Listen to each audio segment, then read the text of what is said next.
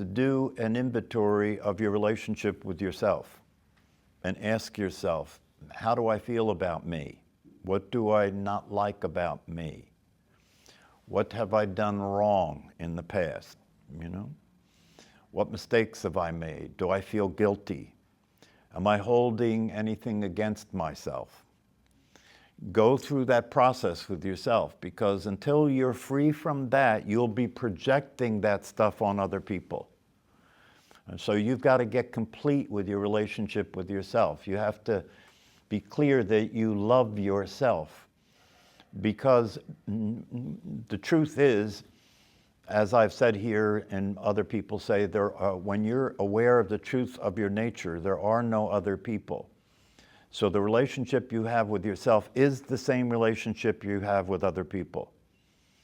You will project that onto other people. That's what projection is, When you project something on, when you see something wrong with another person, where did you become familiar with that which you're seeing wrong with them?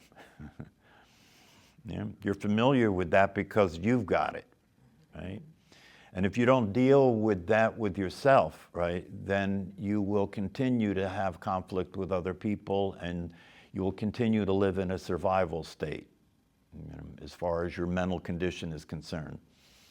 The mind will continue to compare yourself to other people in a distorted way, to try and be on top of the game, to try and dominate and avoid domination. All the craziness that goes on in the mind, right? I mean, if you go through your day and you just take a day and go through your day and ask yourself, as you're making contact with a variety of different people in the Wawa, or at the Y or on the street, especially in your own home, because one of the things that he said is practice kindness, treat other people the way you want to be treated, love thy neighbor as thyself, right? That statement is a statement that nobody disagrees with, but very few people have a clue of how to do it. They think it's too dangerous. Oh, I can't love my neighbor as myself, what if they're crazy? What if they're going to hurt me? That's the way the mind, that's where the mind goes right away, You want to stay in a pedestrian position, But if you go through the day and you're around people, just see if you can remember to ask yourself, who am I being here with them? Am I relating to them as if they're a stranger? You see, because one of the things when you wake up to your true nature, you realize there are no strangers and you have no enemies unless you hate yourself, right? You have no enemies unless you hate yourself, and then you're projecting that onto other people. Right? So if that's why it's so important to become familiar with your true nature, because your true nature loves you. Your true nature loves your personality. Your true nature has nothing against you. Jesus Christ said, this is one of the things that I kept in mind when I was trying to work out my own stuff.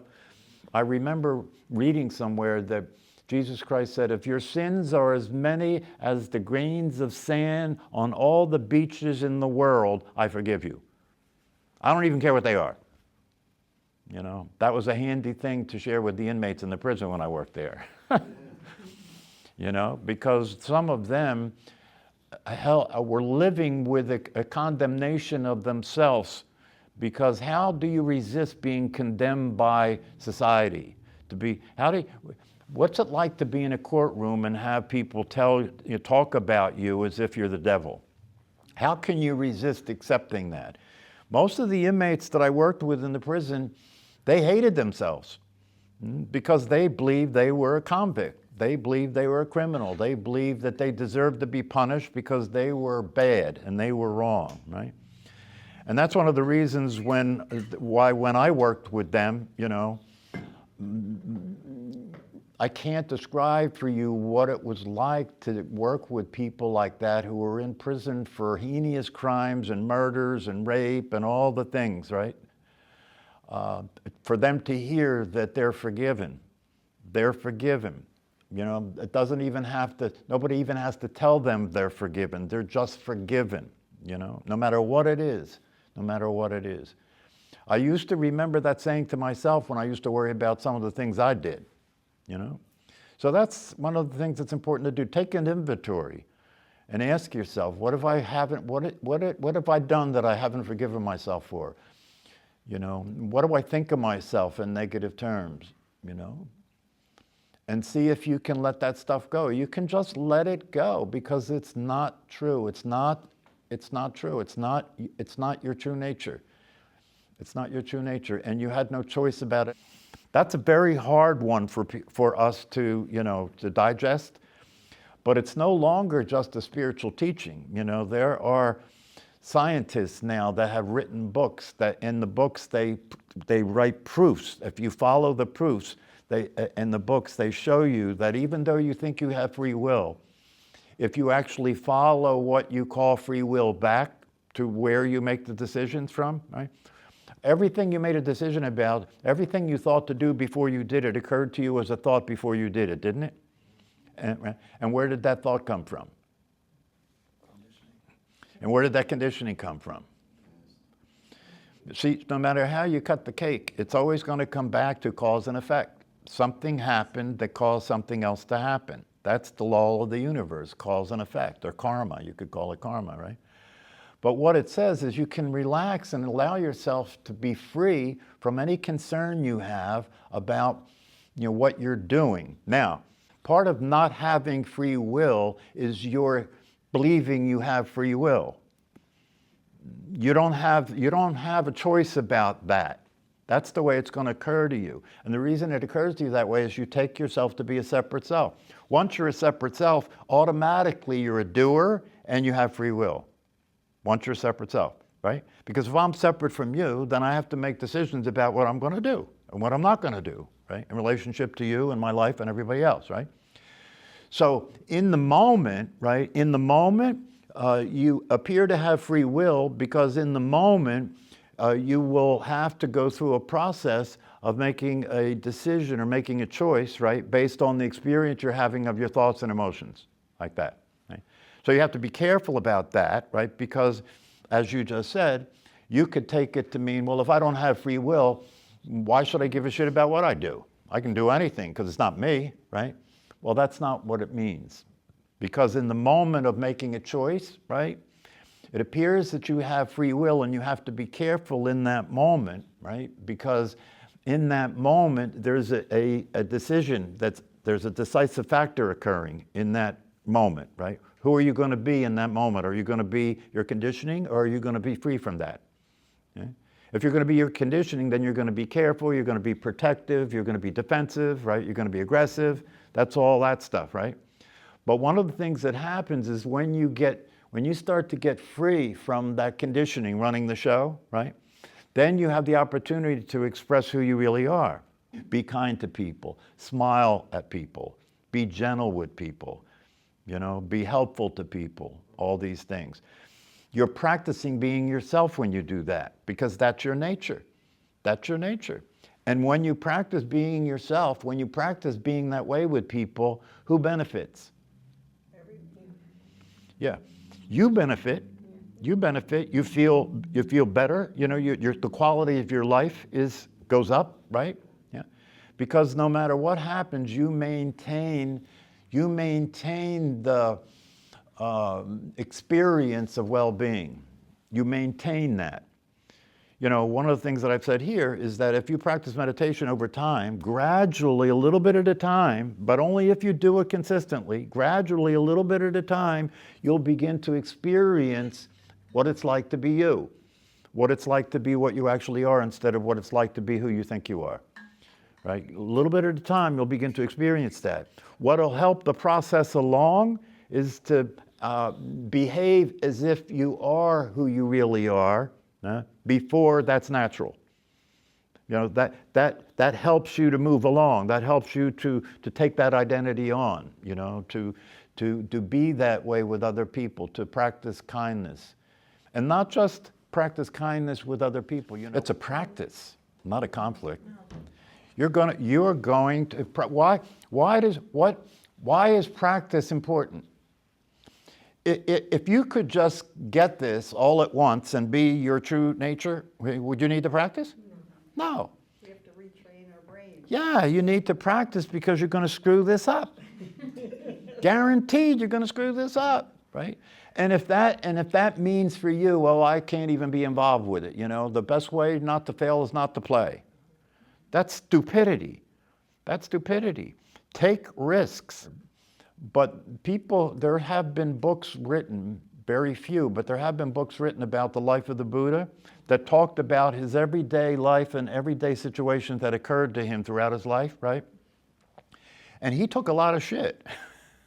All his life, he took a lot of shit. People punched him. People threw things at him. People threatened his life. Women accused him of impregnating them. He got thrown out of towns, right? So this was going on all along. He had to keep practicing being his true nature his entire life.